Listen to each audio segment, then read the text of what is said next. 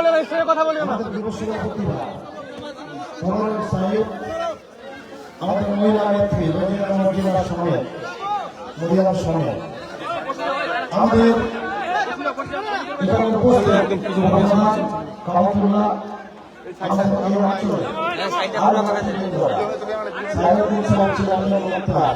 অঞ্চলের chairman president, এখানে প্রমোদ বাবু আছে, ওনার প্রণাম জানাচ্ছি, উনি এসেছেন।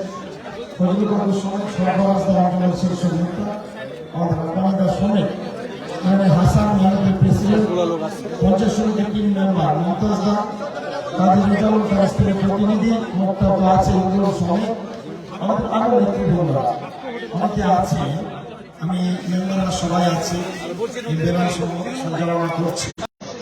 নির্বাচনে কিছু অঞ্চলে আমরা কিছু বুথ চিহ্নিতকরণ করে নির্বাচনী উঠান বৈঠকগুলো আমরা করছি। আপনারা শুনে খুশি হবেন, এই নির্বাচনী উঠান বৈঠক করতে গিয়ে এই নির্বাচনী উঠান বৈঠক যেটা আমরা মাঝারি আকারে ছোট আকারে করি, চট পেতে বা পলিথিনে বসে, সেটা সনাতনী হিন্দু সম্প্রদায় এলাকাতেও কিন্তু নির্বাচনী উঠান বৈঠক একেবারে জনসভার আকার ধারণ করছে। এ থেকে বোঝা যায় যে আগামীতে বিহারের তৃণমূল কংগ্রেসের ভূমিধস বিজয় আসতে চলেছে। আগামীতে আবার ইতিহাস থেকে ভূমিধস এসে আর চতুর্থবারের জন্য মমতা বন্দ্যোপাধ্যায় আবার মুখ্যমন্ত্রী হতে চলেছে, এটা থেকে স্পষ্ট বোঝা যাচ্ছে। তাই আমার আসতে দেরি হয়ে গেল। আমি অঞ্চলকে অনেক ধন্যবাদ জানাচ্ছি যে অঞ্চল কর্মী সমাবেশকে তারা জনসভার আকারে রূপান্তরিত করেছে।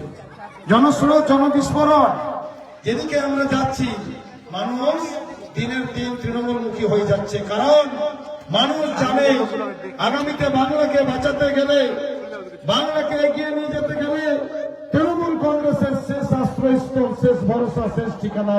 তাই মানুষ তৃণমূলমুখী হয়ে যাচ্ছে প্রতিদিন, প্রতিনিয়ত, প্রতি মুহূর্তে সেটা আমরা দেখতে পাচ্ছি। আমি আপনাদেরকে বলতে চাই, প্রিয় নেতৃত্বগণ, কর্মী সমর্থক, যে কোনো মূল্যে, যে কোনো প্রকারে আপনারা এক থাকবেন, ঐক্যবদ্ধ, অভিন্ন থাকবেন। ঐক্যের কোনো বিকল্প নেই। কথায় আছে, একা থাকলে তুমি ব্যক্তি, ঐক্যে থাকলে তুমি শক্তি। দেশের অবস্থা ভালো না। বাংলার উপরে এই দিল্লির খুনিরা, এই সাম্প্রদায়িক দল, মিডিয়াকে মিডিয়া করতে দিতে হবে, এদিকে আসে, ডিস্টার্ব দেওয়া যাবে না, এদিকে আসে, ওরা ওদের কাজ করবে। এই সাম্প্রদায়িক দল যে ষড়যন্ত্র চক্রান্ত করেছে সেটা কোনো মতেই মেনে নেওয়ার নয়। আমরা সেই নভেম্বর মাস থেকে সেই এই আমাদের নেতা কর্মীরা, মেম্বাররা form fill up, elimination form fill up থেকে আরম্ভ করে জমা দেওয়া, এমনকি হিয়ারিং পর্যন্ত সহায়তা ক্যাম্প আমরা করে, আমিও একটা সময় ভেবেছিলাম হয়তো 2-4 হাজার লোককে হিয়ারিং এ ডাকবে। কিন্তু আমরা প্রতিনিয়ত প্রতিদিন কি দেখলাম, একের পর এক লোক বাড়াতে 71,000 লোককে প্রথমে ডাকা হলো। আবার 71,000 লোকের হিয়ারিং করার পরে এদের বিজেপি নির্বাচন কমিশন তাদের গডফাদারের কথায় রাত 12টার পরে 54,000 রিটায়ারের, বিশেষ করে সনাতনী হিন্দু সমাজের কয়েকজন আমাদের কর্মী সমর্থক ভোটার, আর বাকি 99% মুসলিম সমাজের মানুষের ঢুকিয়ে ভোটাধিকার কেটে ক্ষমতায় যাওয়ার জন্য একটা বিরাট ষড়যন্ত্র চক্রান্ত দ্বারা আমরা বিরক্ত হয়ে গেছি, বিব্রত হয়ে গেছি। আমাদের দেওয়ালে পিঠ ঠেকে গেছে। এদের সঙ্গে আমরা এই ষড়যন্ত্রকারীরা একের পর এক যে কাণ্ড কারখানা শুরু করেছে, তাতে আমাদের আর পেছনের জায়গা নেই, পেছানোর জায়গা আমাদের শেষ। আমি তাই পরিষ্কার বলেছি, এই বৃহৎ ষড়যন্ত্র থাকলে আপনি যতই ভোট বাদ দিতে চান, যারা এই মাটির সন্তান, বছর কা বছর ভোট দিয়ে এসেছে, তাদের কি নতুন করে পরিচয় লাগতে পারে? আপনি হিয়ারিং করলেন, আপনি স্যাটিসফিকেশন হলেন, আবার এই বিজেপির কথায়, দিল্লির গডফাদারদের কথায়, আর এখানকার এমপি সুকান্ত মজুমদার, এদের কথায় আপনি এটার একটা বৃহৎ অংশ ভোট বাদ দিতে চান। আমি পরিষ্কার বলতে চাই, এই রকমের যদি বেশি কিছু চলে আপনাদের রুখে দাঁড়াতে হবে। এই সন্ত্রাস মোকাবিলা করে এই ভোট কেন্দ্রকে প্রয়োজনে স্তব্ধ করে প্রতিটি ভোট দিতে হবে। পেছনের জায়গা নেই, পেছনে বিজেপিকে জাহান্নাম পর্যন্ত ধাওয়া করতে হবে বন্ধুগণ, আর জায়গা নেই। আমরা নিজেই বিরক্ত হয়ে গেছি, আর কি করবে, কোন ভুলে সন্তুষ্ট হবে?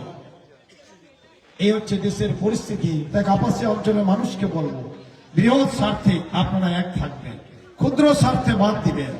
ওই মেম্বার কি বলেছে, কি পাইনি, আমি তো নিজানমক নিকোয়া মেম্বার, এসব টাইম বা সময় খুব ভালো না।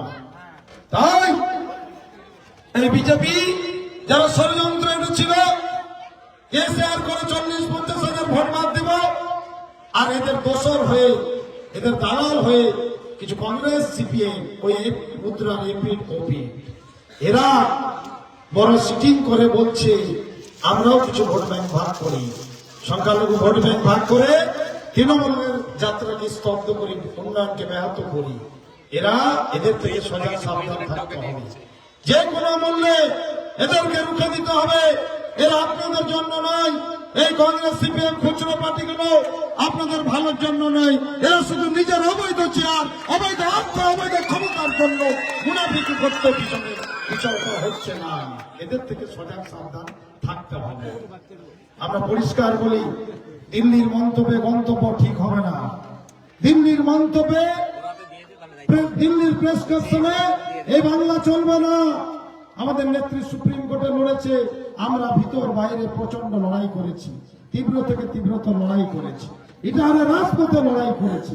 23 দিন আমরা অবস্থান অনশন কর্মসূচি আমরা করেছি। কিন্তু এখন বর্তমান জাজদের হাতে তাদের পাওয়ার ক্ষমতা তুলে দিয়েছি। তাই আমরা হয়তো ভিতরে যাচ্ছি না, বাইরে থেকে চেষ্টা করছি, জানি না আমরা কতটা সফলতা পাবো, এটা আমাদের হাতে নেই। আমরা যে আন্দোলন, লড়াই, সংগ্রাম করেছিলাম ইটাহারের বুকে, সেটা বাংলার কোথাও আর হয়নি। এই কারণে আজকে বিজেপি নির্বাচন কমিশনের আমার উপর প্রচুর গোসা।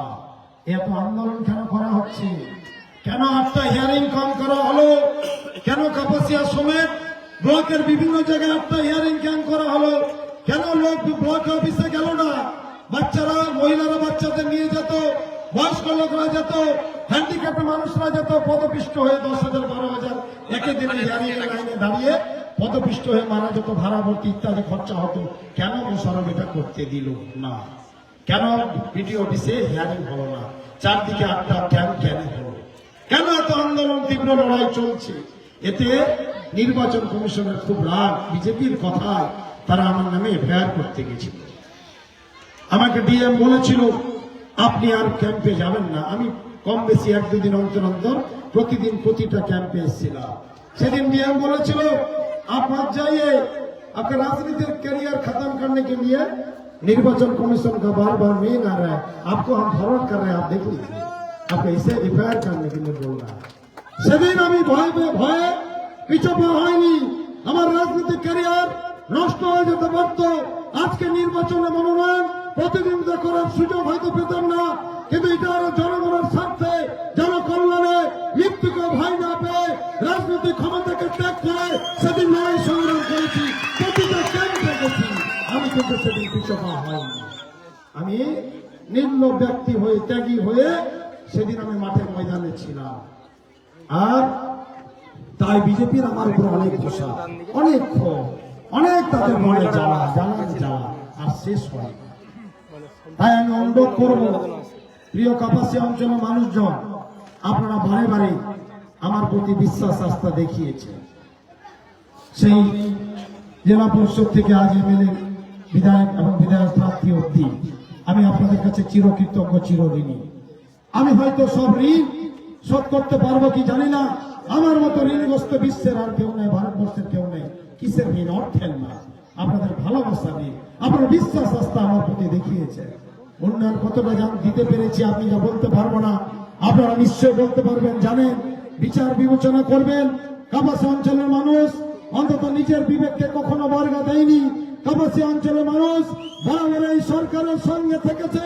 তারা কোনো অপপ্রচার, গুজব, পরনিন্দাকে হটিয়ে বরাবর মমতা বন্দ্যোপাধ্যায়কে এই নির্দিষ্ট ইতিহাস থেকে বরাবর সৃষ্টি করেছেন, তাই আপনাদের উঠে দাঁড়াতে হবে।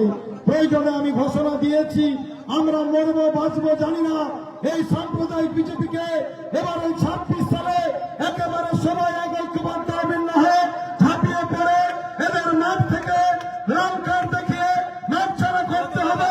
মাত্র 10% ধাক্কা দিলে এরা চলে যাবে।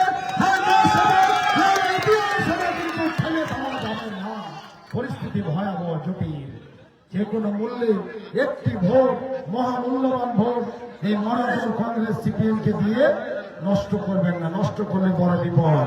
যেদিন মমতা বন্দ্যোপাধ্যায় থাকবে না, সেদিন যারা মোড়ে বাজারে আমাদের দলের সমালোচনা করে, যারা আমাদের দলকে খারাপ বলে, তারাও কিন্তু সেদিন রক্ষা করতে পারবে না। এই বাংলার গরিব অসহায় মানুষকে জন্ম থেকে মৃত্যু অব্দি লক্ষাধিক টাকার সুবিধা দেয়। বছরে যোগ করলে দেখবেন লক্ষাধিক টাকা পার হয়ে গেছে। 15 বছর হিসাব করলে তো লক্ষ লক্ষ টাকা পার হয়ে যাবে। এত মতো বৃহৎ উন্নয়ন পরিবারের জন্য, পরিবারের জন্য আর ভারতবর্ষের কোন সরকার কখনো দেয়নি, আগামী তো দিতে পারবে না। তাই আপনারা ওই ছোটখাটো ভুল, আমাদের নেতা মেম্বার প্রধান, আমার জন্য যদি কোনো ভুল আপনারা ভেবে থাকেন, ভুল হয়, এই ভুলের ব্যর্থতার জন্য, আমাদের ব্যর্থতার জন্য আপনারা মমতা বন্দ্যোপাধ্যায়কে ভুল ভাববেন না। উনি ছাড়া আমাদের রাস্তা নেই, উনি ছাড়া আমরা নিরাপদ নেই, ওনার বিকল্প বাংলার বুকে কোথাও নেই। তাই মমতা বন্দ্যোপাধ্যায়ের বিকল্প মমতা বন্দ্যোপাধ্যায়, এই জিনিসটা আপনাদের মনে রাখতে হবে। প্রিয় নেতৃত্বগণ, প্রিয় বন্ধুগণ, আমরা উন্নয়ন করেছি, কাপাসিয়া অঞ্চলকে চারিদিকে সাজানোর কাজ আমরা করে গেছি। এই টার্মে এত অভাব অনটন সরকারের, 1 বছর 4 মাস 17 দিন সরকারের করোনা এবং লকডাউনের জন্য নতুন গভর্নমেন্ট 21-এর পরে বলতে গেলে সার্বিক কাজ বন্ধ ছিল, মন্ত্রণালয় বন্ধ ছিল। আমি কতদিন সময় পেলাম? 3.5 বছরের কিছুটা বেশি। এই স্বল্প সময়ে আপনাদের ভালোবাসায়, আস্থায়, বিশ্বাসে মমতা বন্দ্যোপাধ্যায় ভালোবাসেন, বিশ্বাস আস্থা রাখেন বলে মন্ত্রণালয় সমীহ করে কিছু কাজ দেন বলে আমি কাজ করতে পারলাম। নাহলে পাশে আপনারা চলে যান, অনতি দূরে চাচল, দেখুন কাজ কি হয়েছে, হয়নি সে অর্থে। কারণ রাজ্য সরকারের অভাব অনটন, কেন্দ্রের 2 লক্ষ কোটি টাকার বঞ্চনা, কেন্দ্র সরকার টাকা দিচ্ছে না। তারপরেও যতটা পেরেছি চেষ্টা করেছি অভূতপূর্ব উন্নয়ন আনার জন্য। এলাকায় মোড়, বাজারে লাইট, কবরস্থান, রাস্তাঘাট ইত্যাদি আমরা চেষ্টা করেছি। কিন্তু এর বাদ দিয়ে যখন বাঙালিদের সন্ত্রাস হয় হরিয়ানাতে, তখন কেরফে 12 দিন আন্দোলন, এই তো দিঘনা থেকে আমরা চূড়াও সেই মিছিলও করেছিলাম। 12টা অঞ্চলের মিছিল, কর্মসূচি, লড়াই, সংগ্রাম। হরিয়ানার আইপিএস, গুরুগ্রামের আইপিএস এর সঙ্গে তর্ক ঝগড়া করে বাঙালি সন্ত্রাস বন্ধের ব্যবস্থা এবং মুখ্যমন্ত্রীকে দিয়ে চিফ সেক্রেটারি দিকে বলার ব্যবস্থা ওই আমরাই করেছিলাম। মানে বিপদে আপদে, দুর্যোগে দুর্বিপাকে আমরাই থাকি, অন্য দল থাকে না, অন্য কোনো ব্যক্তিও থাকে না। তাই আপনারা ভরসা আস্থা রাখবেন, নিশ্চয় হতাশ হবেন না। আমি নির্ভুল ব্যক্তি নয়, আমারও ভুল হয়। তাই আমাদের ভুল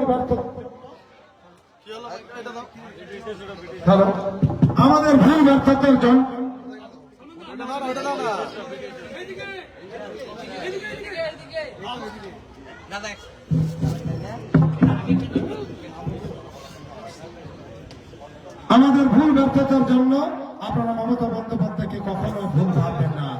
আমি বারবার বলতে চাই, এখানে যে কোনো প্রকারের মূল্যে আমাদের এক ছাড়া থাকার কোনো স্থান নেই, আমাদের কোনো জায়গা নেই, স্থান নাই তৃণমূলের বাইরে। অনেক লোকের রিটায়ারে, অনেক এদল সেদল ঘোরার জায়গা আছে। তারা অবৈধ অর্থের জন্য তারা এদিক ওদিক যাবে। আমরা সবাই এক থাকবো, আমরা মরবো বাঁচবো, এখানেই থাকবো। আপনাদের ছেড়ে আমি কোথাও যেতে পারবো না, আমার ঠিকানা নেই। আমি বারে বারে সেই কথা বলেছি। তাই কাপাসিয়া অঞ্চলের মানুষকে অনুরোধ করবো, যে ভোট বাঁচবে সেই ভোট নিয়ে আমাদের লড়াই করতে হবে। সেই ভোট নিয়ে আমাদের ভোটকে আমরা পাহারা দিতে হবে। একটি ভোট যাতে বিনষ্ট না হয়, নষ্ট না হয়, অন্য দলে গিয়ে যাতে বিজেপি এগিয়ে নেওয়া যায়। কংগ্রেস, সিপিএম, খুচরো পার্টিকে ভোট দেওয়া মানে বিজেপি এগিয়ে যাওয়া, এই কাজ কেউ করবেন না। পরে পস্তানোর আর সময় থাকবে না। তাই অনুরোধ করবো, বক্তব্য দিতে আমার খুব কষ্ট হচ্ছে, গলার অবস্থা ভালো না। আমি শুধু এটুকুই বলবো, আপনারা বৃহৎ স্বার্থে কাপাসিয়া অঞ্চলের মানুষ এই সাম্প্রদায়িক দল, যে বিজেপি দল রক্ত চায়, লাশ চায়, যে বিজেপির প্রধানমন্ত্রীর হাতে বেদনা হত্যাকাণ্ডের সংখ্যালঘুদের রক্তের দাগ আজকে মিটে যায়নি।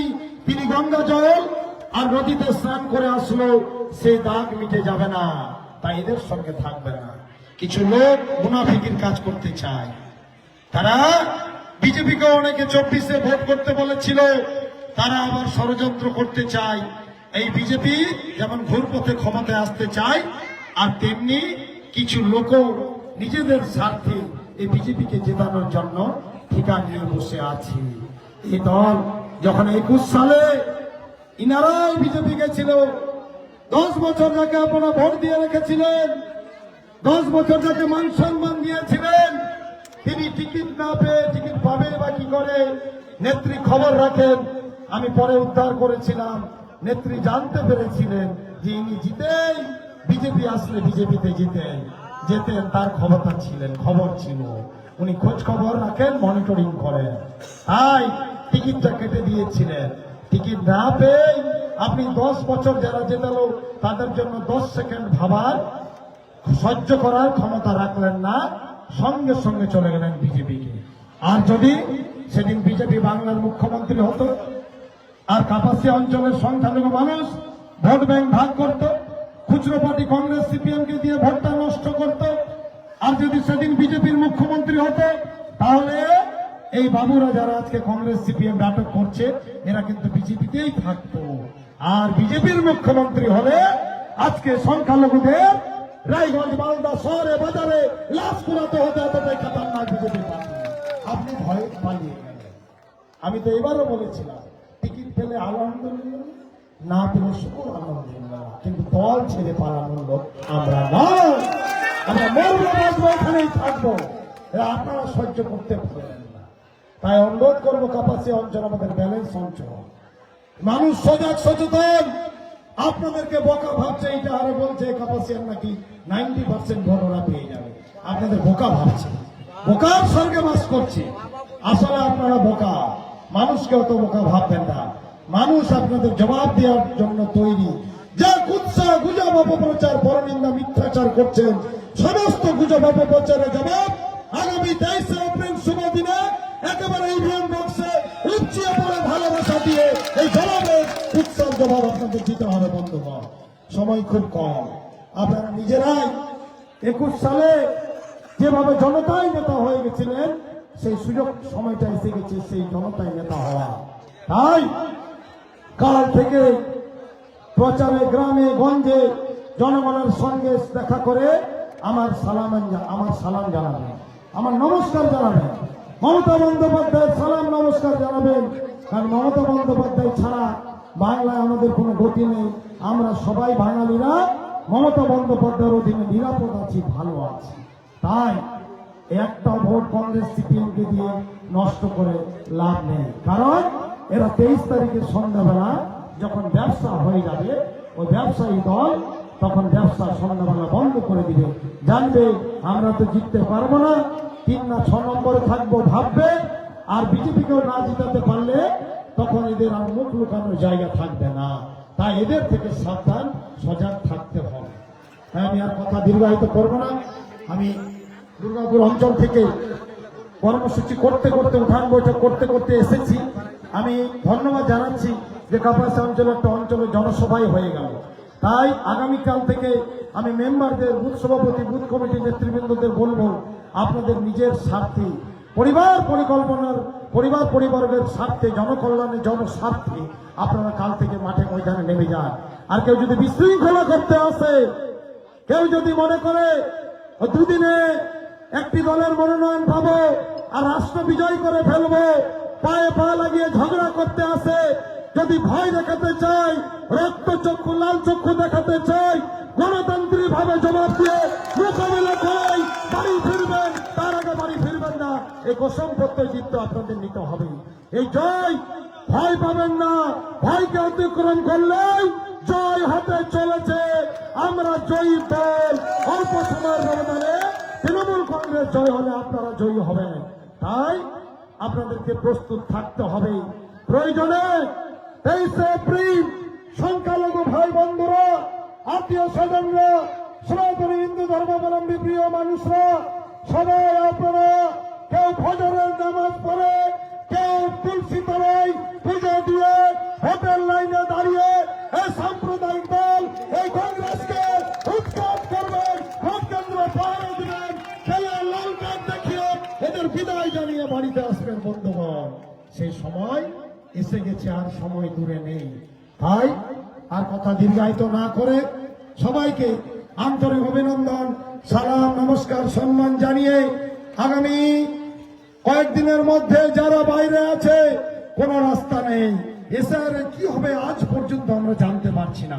কোথায় ট্রাইব্যুনাল বসবে, কোথায় ডাকবে, কাকে ধরে করব, এটাও ক্লিয়ার আজ পর্যন্ত হতে পারছি না আমরা।